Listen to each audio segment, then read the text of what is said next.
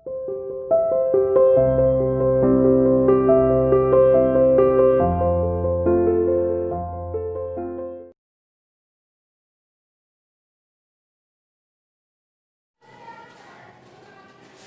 7th class students, this is your English teacher and I welcome you to your online classes.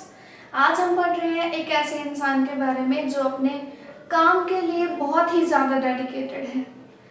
आप में से ज़्यादातर बच्चे ऐसे होंगे, चलिए आपकी बात अगर हम कर लेते हैं कि आप में से जैसे कई बच्चे ऐसे हैं जो अपने काम को मतलब अपनी स्टडीज़ को बहुत ही ज़्यादा प्रायोरिटी देते हैं।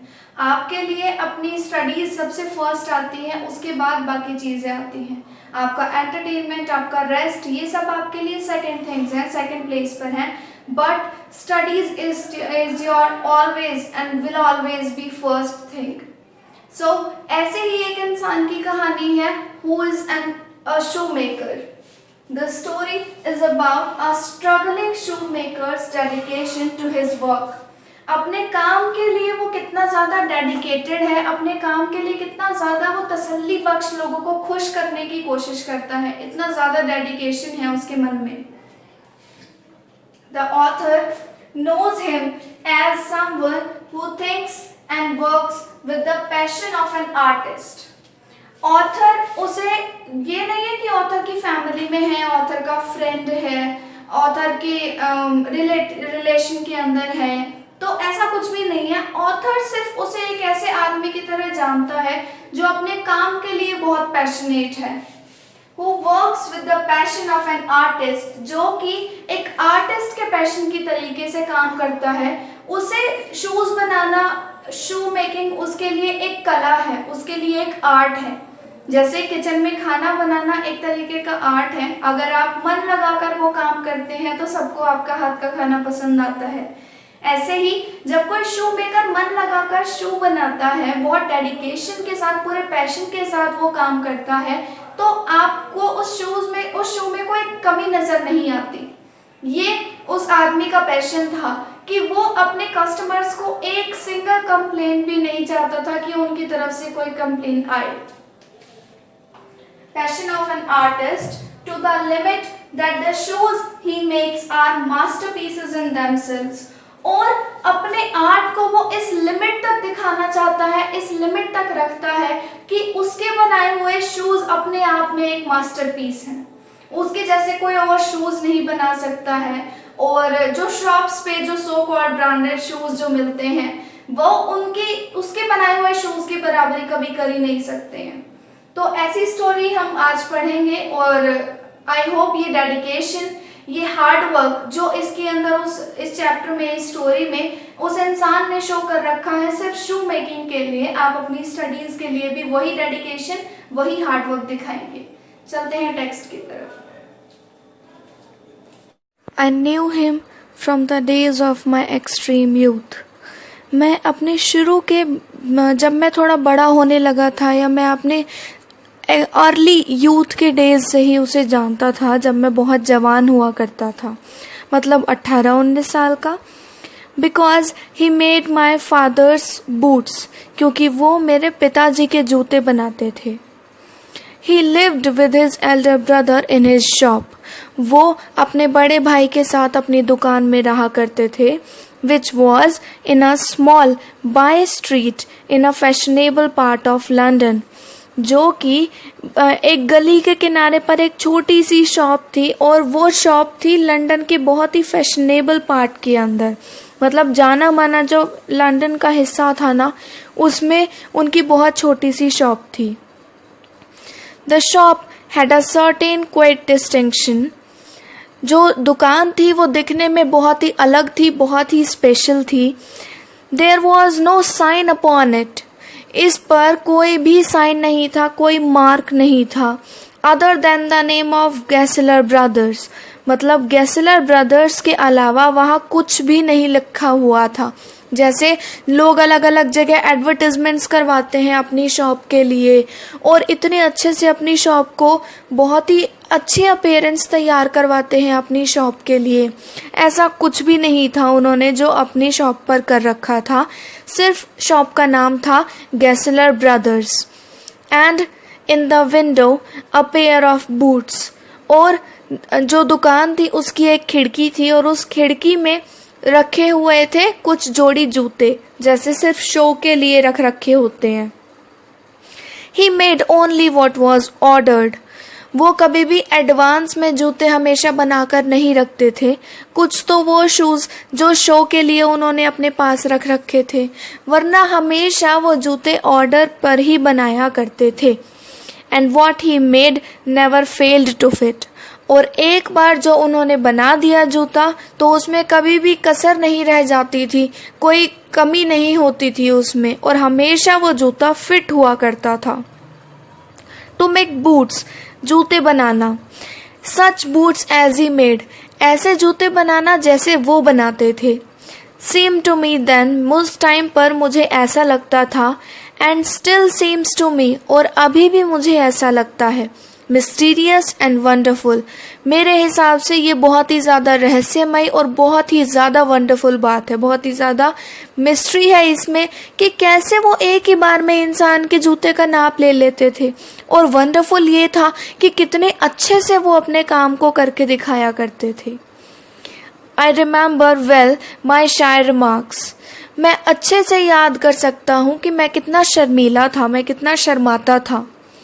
One day, while stretching out to him my youthful foot, एक दिन जब वो मेरी जवानी के दिनों में जब वो मेरे शूज़ तैयार कर रहे थे, Isn't it awfully hard to do, Mr. Gessler? तो मैंने थोड़ा हिचकिचाते हुए ही पूछा कि मिस्टर गेस्लर, क्या यह आपको काम करना मुश्किल नहीं लगता?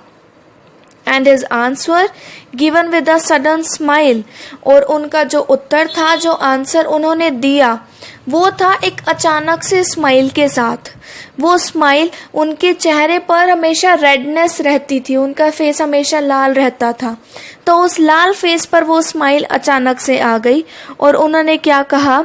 It is an art. ये एक्चुअली जो सेंटेंस यहाँ लिखा है वो जर्मन लैंग्वेज में जिस तरीके से लोग बोलते हैं तो वैसे ही लिखा हुआ है कि किस तरीके से अगर वो इंग्लिश बोलते हैं, जर्मन के लोग इंग्लिश बोलते हैं, जर्मन पीपल इंग्लिश बोलते हैं, तो वो कैसे इंग्लिश बोलते हैं वैसे लिखा हुआ है. जैसे इट इज़ एन आर्ट, इसका मतलब कि ये तो एक कला है, इसमें मुश्किल क्या है काम करना. It was not possible to go to him very often. बहुत मुश्किल होता था उनसे मिलना, आप रेगुलर नहीं मिल सकते थे उनसे. His boots lasted terribly, क्योंकि हम किसी शॉप पर जब भी जाते हैं, जब हमें किसी जूते में या तो नया लेना होता है या फिर हमें उस जूते में कमी दिखाई देती है. आप और किसी काम से तो शू की शॉप पर नहीं जा सकते हो, और इसीलिए जो राइटर है वो कहता है कि उस दुकान पर जाना इम्पॉसिबल सा था लगभग, क्योंकि उनके जो शूज़ थे वो बहुत ही ज़्यादा लंबे टाइम तक चलने वाले थे, उनमें किसी तरीके की कोई कमी भी नहीं आती थी कभी भी. Having something beyond the temporary जूतों से, टेम्पररी चीज़ों से उनकी जो शूज़ थे वो कुछ अलग ही थे. Some essence of boots stitched into them. ऐसा लगता था कि उन शूज़ में अपनी पूरी जान डाल दी गई है उन्हें स्टिच करते टाइम, मतलब उनके साथ उन शूज़ में पूरी मेहनत स्टिच हो गई थी उस शू मेकर की, मिस्टर गेस्लर की. One went in, एक अंदर जाता, not as into most shops, जैसा कि ज़्यादा शॉप्स में ऐसा नहीं होता था, but restfully, as one enters a church, लेकिन बहुत ही तसल्ली से वहाँ पर जाता था जैसे हम कोई चर्च में एंटर करते हैं. And sitting on the single wooden chair waited, और वहाँ पर जाकर एक ही चेयर होती थी, उस पर जाकर वो बैठ जाता, वहाँ पर वेट करता. A guttural sound and the tip tap of his slippers beating the narrow wooden stairs. किसी के बोलने की आवाज़ और उसके स्लिपर्स की टिप टैप जब वो उन लकड़ियों की जो सीढ़ियाँ थी उन पर चला करते थे. And he would stand before one without coat, a little bent in leather apron, और वो ऐसे खड़े होते थे किसी के भी आगे, मतलब हम किसी भी इंसान की बात करते हैं कि वो किसी भी इंसान के आगे ऐसे खड़े हो जाया करते थे जिसने कोट नहीं पहन रखा होता था, थोड़े झुके हुए होते थे और लेदर का एप्रन पहना करते थे. विथ स्लीव्स टर्न्ड बैक, जिसकी बाजू उन्होंने मोड़ रखी होती थी, ब्लिंकिंग, पलक झपकाते हुए, as if awaken from some dreams of boots, ऐसा लगता था कि वो किसी जूतों के सपनों से जाग कर आए हैं। And I would say, how do you do mister Gessler, और जब मैं जाता तो मैं कहता कि आप कैसे हैं mister Gessler. Can you make me a pair of Russian leather boots, क्या आप मेरे लिए रशियन लेदर शूज बना सकते हैं। विदाउट अ वर्ड, बिना कुछ कहे, he would leave me retiring whence he came, वो मुझे छोड़कर चले जाते और थोड़े टाइम बाद जब वो आते, और into the other portion of the shop, या फिर दुकान की किसी और दूसरे कोने पर अगर वो जाते, and I would continue to the rest in the wooden chair, inhaling the essence of his trade, और मैं वहाँ पर ही बैठा रहता उस चेयर पर।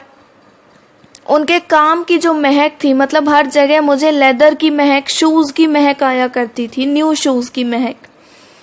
Soon he would come back, जल्दी ही वो वापस आते, holding in his hand a piece of gold brown leather, और अपने हाथ में एक गोल्ड ब्राउन लेदर का एक पीस लेकर आते। With eyes fixed on it he would remark, और अपनी आंखें उस पीस के ऊपर ही जमाते हुए वो कहते, व्हाट अ ब्यूटिफुल पीस, कि कितना अच्छा टुकड़ा है, मतलब कितना अच्छा पीस है शूज का। When I too had admired it, और जब मैं भी तारीफ करता कि हाँ जी बिल्कुल ठीक बात है, he would speak again, तो वो दोबारा बोलते, When do you want them, आपको ये कब चाहिए। And I would answer, और मैं आंसर देता, Oh, as soon as you conveniently can, कि जितनी जल्दी आप अपने आराम से, मतलब बहुत जल्दबाजी में काम ना हो, लेकिन जितनी जल्दी आप दे सके और तसल्ली से काम कर सके, तब आप दे सकते हैं। And he would say, tomorrow fortnight, कि अच्छा अगर कल जो कल का दिन है या कल दोपहर में अगर आप आकर ले जाएं तो। And if he were his Elder brother, और अगर वो उसके बड़े भाई होते तो कहते, I will ask my brother, कि मैं अपने बड़े भाई से पूछ कर बताऊंगा, मैं अपने छोटे भाई से पूछ कर बताऊंगा। Then I would murmur, और फिर मैं धीरे से बुदबुदाता, thank you, good morning mister Gessler, कि thank you so much, again मैं आपको विश करता हूँ। Good morning he would reply, same वही मुझे वो रिप्लाई करते थे, still looking at the leather in his hand, अपने हाथ में उस लेदर को देखते हुए ही। And as I moved to the door, जब मैं दरवाजे की तरफ आगे बढ़ता, I would hear the tip tap of his slippers going up the stairs, मैं सीढ़ियों से ऊपर उनके स्लीपर्स की जाने की टिप टैप की आवाज सुन सकता था। To his dream of boots, वहां पर उनका वो सपना था जूतों का, मतलब ये कह सकते हैं कि उनका पैराडाइज था, उसी दुनिया में वो रहा करते थे, तो वापस अपने उसी सपने में वो चले जाते थे जहां पर शूज की महक उन्हें बहुत ज्यादा पसंद थी। I can not forget that day on which I had occasion to say to him, मैं उस दिन को नहीं भूल सकता जिस दिन पहली बार मुझे ये कहने का मौका मिला, mister Gessler, that last pair of boots creaked, you know, मैंने उनसे पहली बार ये कहा कि मिस्टर गेसलर, वो जूते का आखिरी जो पेयर था ना, जो पिछली बार मैं लेके गया था, वो टूट चुका है, क्रीक करता है, मतलब आवाज करता है, यू नो, आप जानते हो। He looked at me for a time without replying, उन्होंने मेरी तरफ देखा थोड़ी देर के लिए बिना कुछ कहे हुए, as if expecting me to withdraw और क्वालिफाई द स्टेटमेंट, शायद वो मुझसे एक्सपेक्ट कर रहे थे कि या तो मैं अपना सेंटेंस बदलूं या फिर कुछ और कहूं, मतलब या तो बात कहनी छोड़ दूं या फिर कुछ और कहूं। Then said, I should have creaked, कि इट शुडंट हैव क्रीक्ड, कि इसको तो आवाज नहीं करनी चाहिए थी, इसको तो क्रीक नहीं करना चाहिए था। It did, I am afraid, तो मैंने कहा कि हाँ, लेकिन ये हुआ है, मुझे डर है इस बात का, मतलब माफी चाहता हूँ मैं ये कहते हुए, लेकिन आपका बनाया हुआ जो आखिरी पेयर था, जो पिछला पेयर था, वो उसमें से आवाज आ रही है। You got them wet before they found themselves, शायद तुमने यूज करने से पहले ही उन्हें भिगो दिया होगा। I don't think so. मुझे तो ऐसा नहीं लगता. At that he lowered his eyes. और उस टाइम पर उन्होंने अपनी आंखें नीची की. As if hunting for memory of those boots. जैसे वो उन जूतों को याद रखने की कोशिश कर रहे थे. And I felt sorry I had mentioned this grave thing. और मुझे बुरा लगा कि ये बात मैंने उनसे क्यों कही, मैंने ये बात उनसे क्यों शेयर की. Send them back, he said. I will look at them.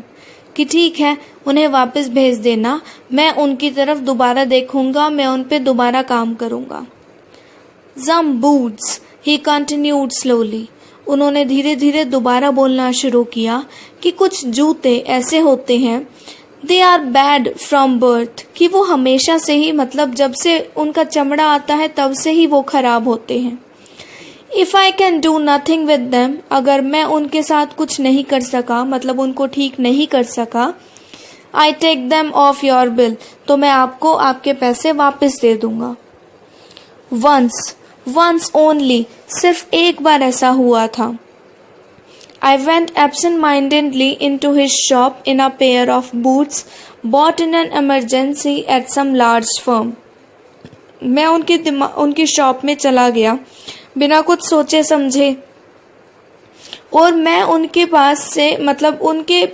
पास मैं लेकर गया अच्छी बड़ी कंपनी के बहुत ही ब्रांडेड शूज़ मैं लेकर गया, जल्दबाजी में उनकी शॉप पर ले गया. He took my order without showing me any leather.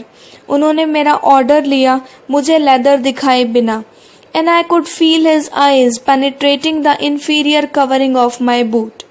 और मैं देख सकता था कि किस तरीके से वो मेरे शूज़ के अंदर कुछ ढूंढने की कोशिश कर रहे थे. At last he says, और आखिर में जब उन्होंने अच्छे से मेरे शूज़ को चेक कर लिया, तब उन्होंने कहा, Those are not my boots, कि ये तो मेरे जूते हैं ही नहीं. The tone was not one of anger. ये टोन ना तो गुस्से की थी, ना दुख की थी, संतोष की भी नहीं थी, मतलब वो सेटिस्फाइड भी नहीं थे कि चलो मेरे यहाँ से नहीं लेके गए हैं. But there was in it something quite that froze the blood. लेकिन ये बात इतनी आराम से कह दी गई थी कि मैं बिल्कुल जमा हुआ फील कर रहा था, मतलब मैं बहुत ज़्यादा सीरियस फील कर रहा था अपने अंदर ही. He put his hand down. उन्होंने अपना हाथ नीचे रखा. Pressed a finger on the place where the left boot was not quite comfortable. और लेफ्ट वाले शूज़ पर एक ऐसी जगह पर उंगली रखी जहाँ से मुझे वो शूज़ कंफर्टेबल फील नहीं हो रहा था. It hurts you there, हाँ, कि ये शूज़ आपको यहाँ पर दुखता होगा. Those big firms have no self-respect. ये बड़े बड़े ब्रांडेड कंपनी वाली जो शॉप्स हैं, इनकी कोई सेल्फ रिस्पेक्ट नहीं है.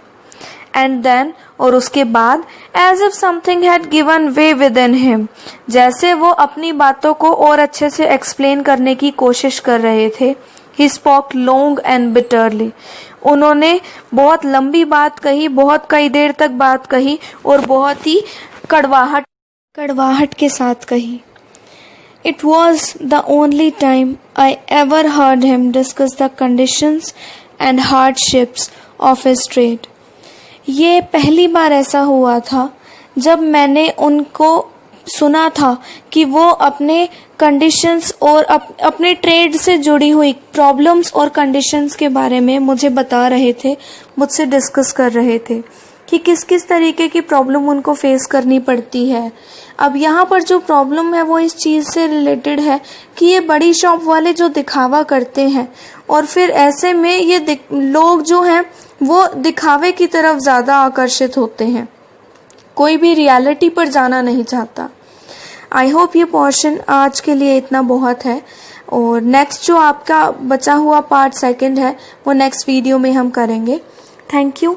Have a nice day.